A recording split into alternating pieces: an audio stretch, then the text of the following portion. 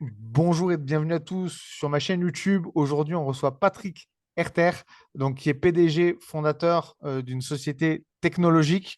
On a eu la chance d'échanger brièvement en commentaire interposé sur LinkedIn suite à une intervention dans laquelle je parlais des différents types d'analyses. Et Patrick, vous m'avez parlé d'un type d'analyse qui m'a intrigué, que je ne connais pas. Évidemment, on ne peut pas tout connaître. Surtout, enfin, je vous laisse vous présenter. Dites-nous Oui. qui vous êtes, quelle est votre expérience sur les marchés, quel est le lien entre le côté technologique et le côté finance, parce que c'est intéressant Ouais. aussi de savoir, et quelle est cette approche que je ne connais pas et que vous allez nous faire découvrir. Impeccable. Bah, je m'appelle donc Patrick Herter, je suis CEO d'une société technologique qui s'appelle FRN Engineering et qui développe depuis 2016 des solutions technologiques de surveillance de marché. D'accord. Et le projet a été initié par moi il y a très longtemps, puisque on a sans doute été une des premières fintech en France en 2005, qu'on a commencé par lancer l'ancêtre des robots advisors qu'on a en 2005, 2006. On a lancé en 2007 un premier service B2B destiné aux conseillers financiers qui s'appelait Service FRN, dans une structure précédente qui s'appelait FRN.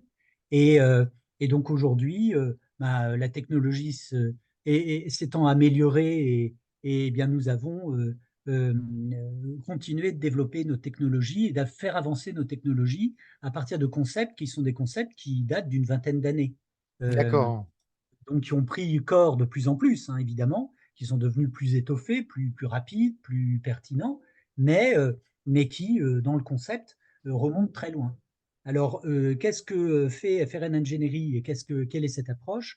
C'est en fait la technologie, depuis longtemps, j'ai dit, j'ai pas attendu 2005 comme tant d'autres, pour comprendre que l'informatique de façon générale et la technologie en particulier pouvait servir à accompagner la décision d'investissement ou de désinvestissement sur un marché.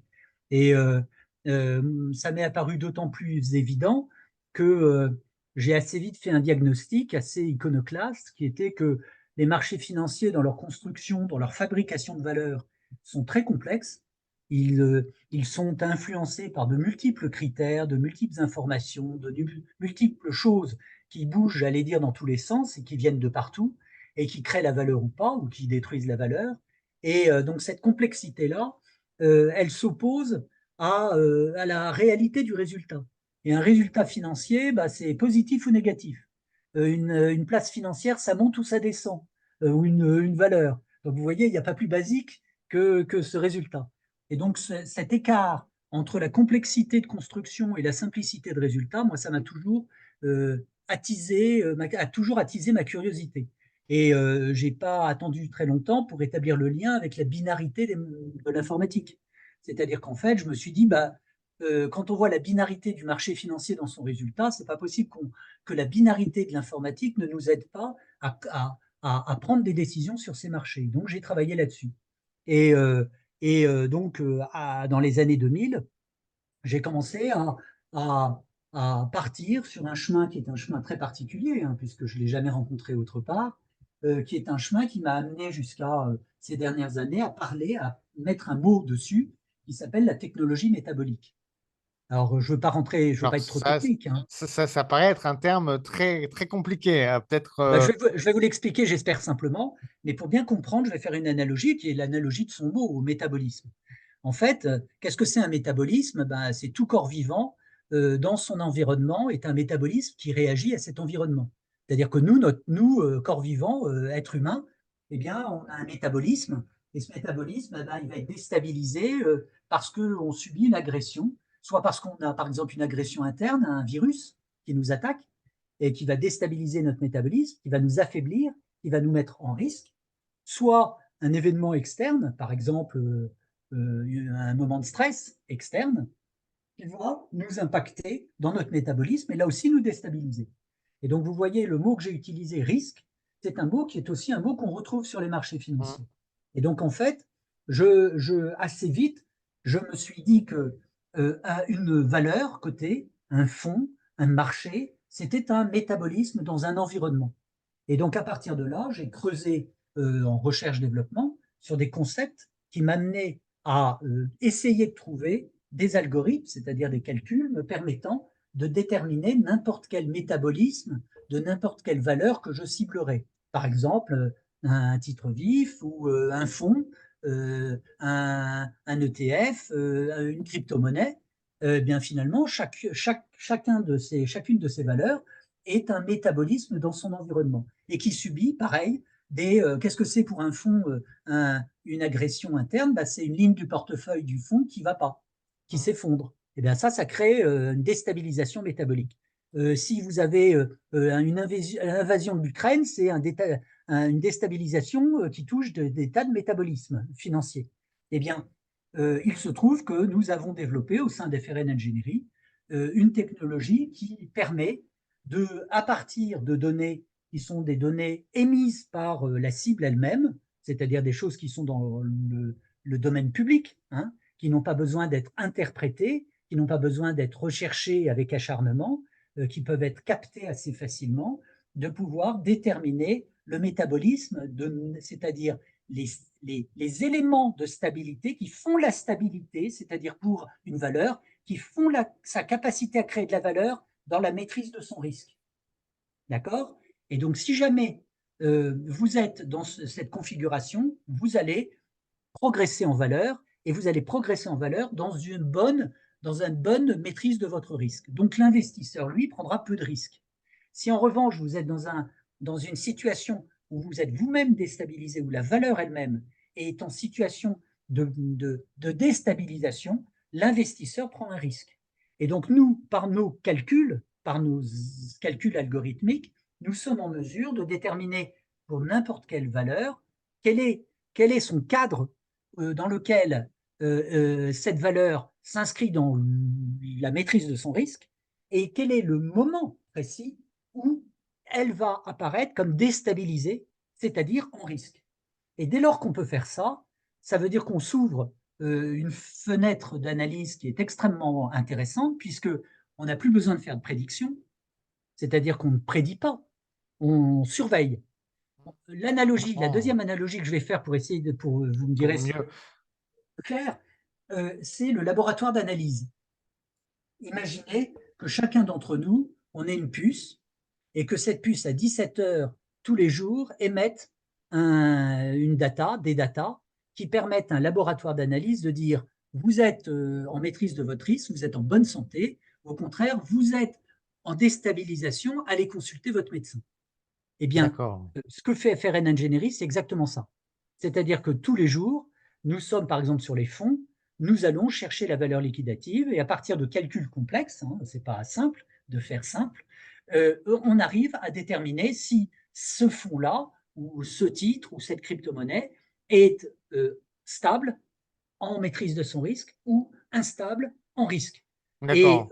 dès lors qu'on détermine le moment où elle est passée de la maîtrise de risque à ce risque, on est évidemment en situation de pouvoir donner des signaux à nos clients qui sont des professionnels et qui vont protéger leurs clients en arbitrant éventuellement, s'ils considèrent que c'est judicieux, sur le signal, sachant que ce signal-là, comme vous êtes dans une information qui est précoce, vous êtes dans la possibilité d'avoir un signal de risque qui est lui aussi très précoce.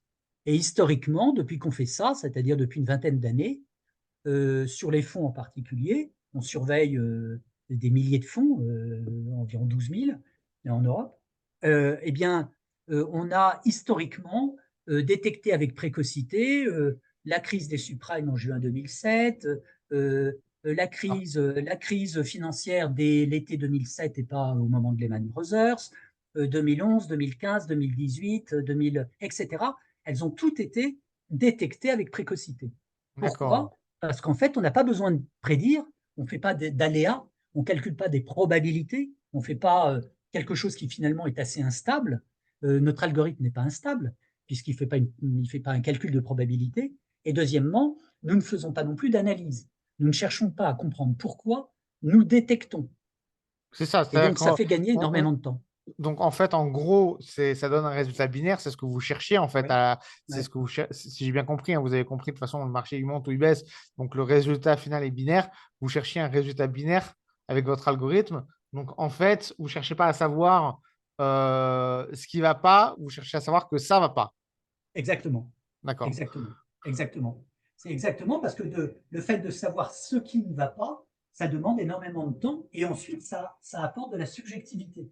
Hmm. Vous avez un regard qui est lié à votre parcours, à votre expertise. Vous n'allez pas avoir la même analyse que moi qui a un autre parcours et Bien une sûr. autre expertise. Et donc, en fait, c'est subjectif.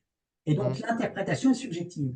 De la même façon que quand vous avez des illustres maisons de gestion qui annonce que va faire le marché en 2024, c'est exactement comme si, d'une certaine façon, malgré le fait qu'elles encadrent ça avec leur expertise, elles lançaient la pièce en l'air en disant bah, ça va monter ou ça va descendre. En fait, elles n'en savent rien. Hmm. Elles sont incapables de savoir ce qui va se passer comme événement susceptible de perturber le marché. L'Ukraine, personne ne l'avait vu venir. Nous, il faut savoir que les fonds, les marchés ont commencé à biper dès octobre 2021 et pas en Ah février ouais, d'accord. 2022. Et donc, en fait, vous avez. Alors, je ne sais pas pourquoi. Je ne cherche pas à dire que dès octobre, certains savaient que l'Ukraine allait être envahie. Pas du tout. Mais en réalité, les marchés, c'est comme un papier buvard. Ça absorbe absolument tout. Tous les éléments sont dans le marché. Tous les éléments sont dans les cours.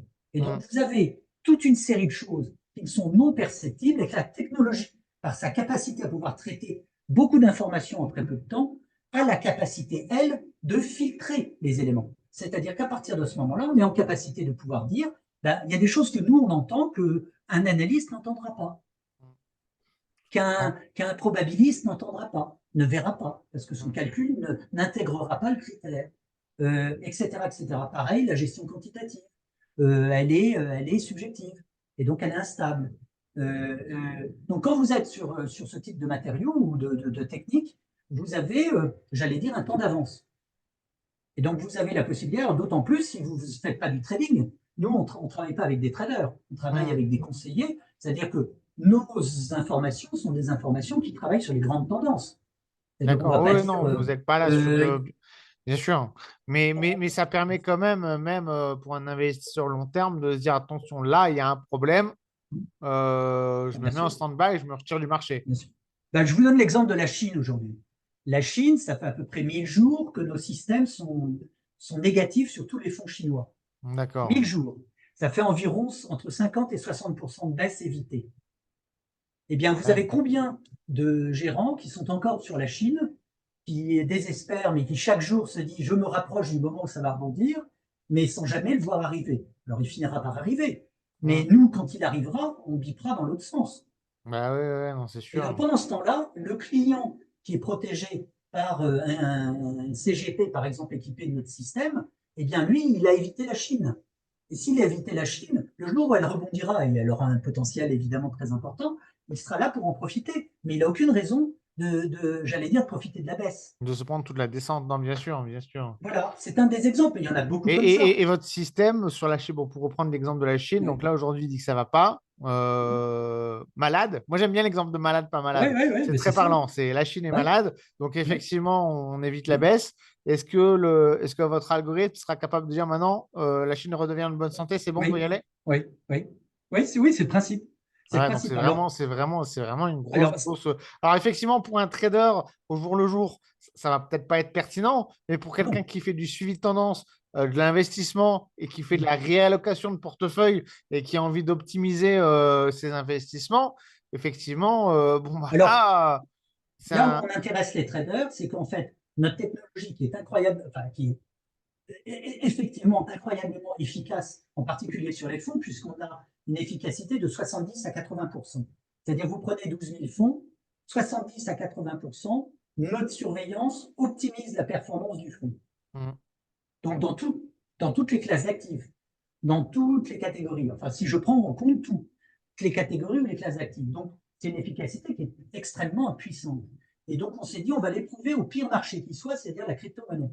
Hmm. Et on a travaillé en 2022 là-dessus, et on s'est rendu compte qu'on était efficace. Et on vient de lancer à l'automne un service sur les crypto-monnaies qui fait la même chose, alors avec une autre une autre réactivité parce qu'on n'est pas sur le même marché. J'allais dire, le marché des ETF et des fonds, c'est plutôt un marché de vieux métabolisme qui réagissent lentement, qui bougent pas. Voilà, vous Et savez, puis un les gérant du fonds, fonds, et puis il y a quand même plus de composants, c'est diversifié, ça bouge moins, c'est oui, mais moins réel. Ça change pas? ouais, oui, c'est vrai que c'est plus diversifié, vous avez raison, donc ça va créer moins de volatilité, mais c'est aussi que le gérant, traditionnellement, il a tendance à pas trop bouger son portefeuille. Et Mm. donc, en fait, c'est un métabolisme de vieux. Alors que la crypto-monnaie, c'est un métabolisme de jeune, j'allais dire d'adolescent même. Ça a un côté extrêmement flambant. Et donc, C'est on s'est sûr. dit, on s'est demandé si on allait pouvoir fonctionner là-dessus. Et en fait, on fonctionne très bien. Et donc, on optimise la performance en réduisant le risque. Et notre objectif, c'est en fait l'optimisation. Il y a une chose très très importante qui est un message que je délivre tout le temps parce qu'il est fondamental. Les investisseurs, en particulier en France, ont été abreuvés d'une formule qui est la performance, c'est le résultat de l'acceptation du risque dans la durée. En Mm. clair, investisseurs, vous voulez gagner de l'argent, fermez les yeux, vous allez prendre des risques, de temps en temps vous allez perdre, de temps en temps vous allez gagner, mais plus vous restez longtemps, plus vous allez gagner. C'est totalement faux. Quand je dis c'est faux, c'est que c'est totalement aléatoire. Il n'y a pas de règle, il n'est pas inscrit dans le marbre que les marchés vont monter. Si vous restez 50 ans, ça dépend du moment où vous êtes rentré, du moment où vous allez sortir. Or, la réalité de l'existence, c'est que tout investisseur est un métaboliste qui est soumis à son propre environnement. C'est-à-dire en clair, moi, je ne sais pas ce qui va m'arriver demain. Demain, je peux avoir une opportunité ou un gros problème qui m'oblige à quitter les marchés alors que j'avais prévu d'y rester 10 ans. Mm. Les marchés ils vont pas me dire, ah oui, mais alors, bien sûr, on vous garde votre performance et on vous la donnera dans 30 ans. Vous la perdez. Ah oui, non, C'est-à-dire, c'est sûr. vous partez peut-être au pire moment. Et donc, en C'est, fait, en réalité, l'aléa de la vie fait que la formule en question est fausse. Et ce que nous faisons, nous, et nous le prouvons, nous le démontrons, c'est qu'en fait, l'optimisation de la performance, c'est le résultat de la maîtrise du risque en continu. Ça change tout. Ça veut dire que dès lors que vous maîtrisez en continu votre risque, vous allez optimiser votre performance. Avec un autre intérêt, c'est que quel que soit le moment où vous allez sortir, vous ne serez pas dans une situation catastrophique. Pourquoi? Parce que vous avez la maîtrise continue de votre risque. Et donc ça change pour l'épargnant le contexte complètement.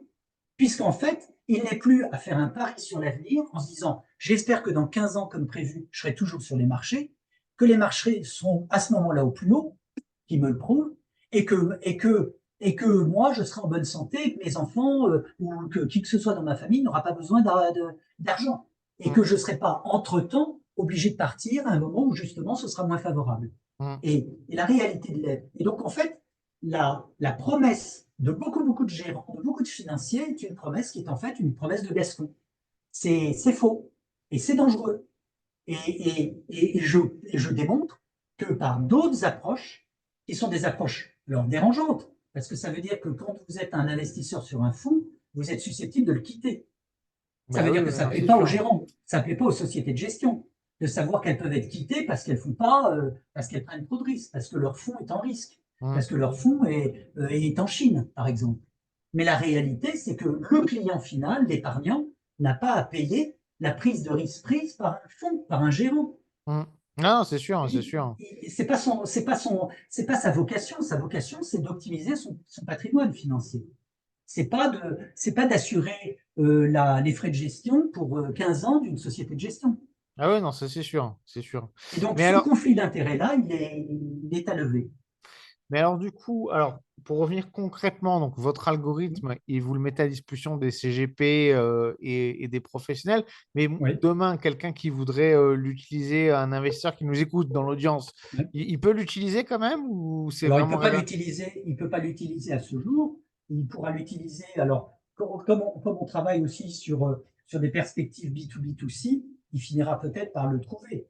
Ou il finira par, en tout cas, en avoir des informations. D'accord, Euh, où il passera par un professionnel qui l'utilise. d'accord, En fait, on cherche à le diffuser, évidemment, à bien diffuser ce sûr. type d'information.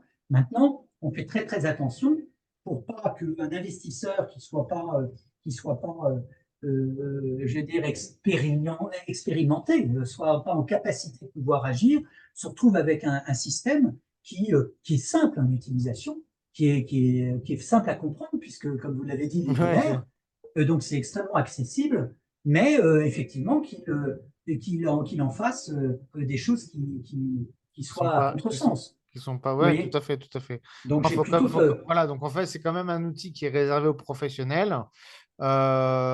Évidemment, il va vous donner effectivement un résultat binaire. Maintenant, après, évidemment, et ça, c'est le rôle du CGP, du conseiller en gestion de patrimoine, bah, de savoir sur quel marché vous devez investir en fonction de votre profil, en fonction de bah, votre là, risque. alors sur le profil, ça, j'ai rien à dire. C'est le travail du professionnel de savoir à quel profil il s'adresse. Ça, c'est Mm. pas nous qui allons le dire. Ouais, tout Et à fait. on n'interfère pas. En revanche, de savoir où il faut investir, il se trouve que quand vous avez des signaux qui sont des signaux qui détectent tout de suite le risque et qui détectent les endroits où il n'y a pas de risque, où en fait il y a un bon équilibre, une bonne maîtrise de risque, vous avez évidemment, vous voyez apparaître les endroits où il faut investir. Je vous Mm. donne un exemple. Nos systèmes étaient très négatifs jusqu'en septembre sur les marchés internationaux. On avait moins de 9% des fonds qui étaient positifs, donc c'est très faible. On a vu apparaître la technologie US, on a vu apparaître l'Inde, on a vu apparaître les grandes capitales US, on a vu apparaître le Brésil, on a vu apparaître le Japon, on a vu apparaître tous ces entre septembre et octobre. Et donc Mm. en fait, un investisseur qui est informé de ça, ou un professionnel qui a le service, il va voir que c'est le moment de revenir. Si lui-même, c'est lui qui a la main, évidemment, on est une source d'information, on ne fait pas le travail à sa place, mais il a la possibilité de se dire, ça y est, on est en train de voir remonter le pourcentage de fonds positifs, donc en maîtrise de leur risque. On voit qu'ils sont surtout américains, qu'ils sont technologiques, qu'ils sont etc. Je commence à réinvestir mes clients dans ces. Et s'il fait ça, il a gagné quelques dizaines de pourcents depuis octobre sur les marchés américains, sur les marchés indiens, etc. Et donc, il peut faire de la valeur. Il n'y a Mm. aucun souci pour ça. Ou sur le Japon, qui se comporte pas mal, même si c'est moins exubérant que d'autres.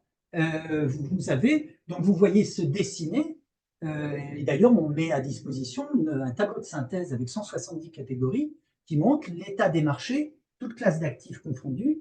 Donc on voit aussi bien les mix alternatifs, les obligataires, les actions, et avec des zones, des pays, des thématiques. Et vous voyez ce qui est vert, ce qui est rouge, ce qui est en train de basculer dans un sens, dans l'autre. Vous le voyez. Et donc, ça devient un outil stratégique. C'est pas simplement un Excellent. outil de surveillance. Alors, c'est vraiment tout un aspect que je maîtrisais pas. Maintenant, après, c'est aussi a priori des années de recherche que vous avez menées Ouais. pour développer cet outil-là. Donc, c'est pas une approche analytique simple. C'est-à-dire, le résultat est simple, mais la mise en pratique est très compliquée. La mise en application est très compliquée. Mais en tout cas, c'est vrai que c'est intéressant. C'est vraiment intéressant.